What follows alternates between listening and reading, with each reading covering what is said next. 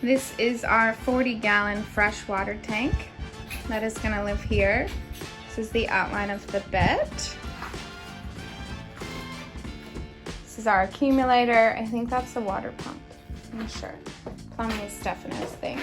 We've secured it in these, so it's held nice and tight.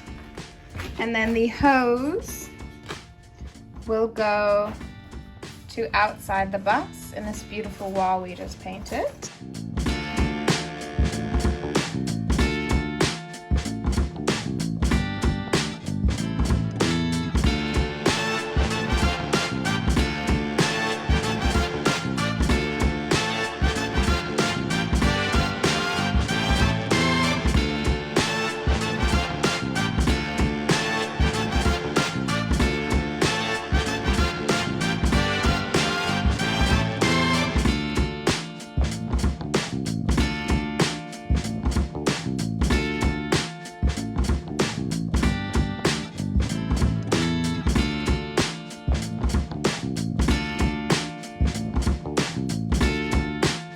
Now that our water system is complete and fully installed, we are going to show you how we put all the parts together and all of the parts that we used and why.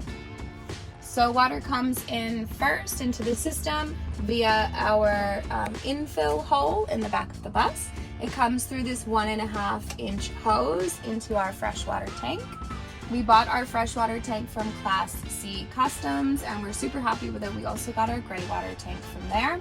This one is 45 gallons and it comes with 4 holes on this side. 2 of them are 1.5-inch and the other 2 are 1/2 inch. So to the top one here, we've got the hose from the infill or the intake. From this one back here, it runs to the air filter on the intake. This front 1/2-inch hose goes into our water pump via our strainer.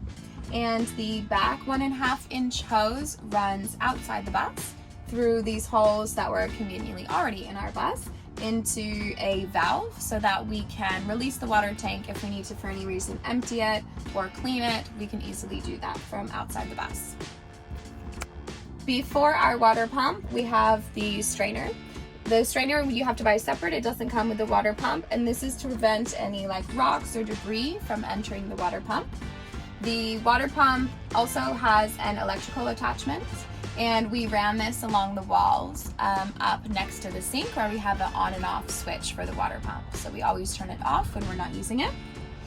And then the water pump runs the water to the accumulator. The purpose of the accumulator is to maintain a consistent water pressure so that enough water is going into the system and coming out the sink and the shower.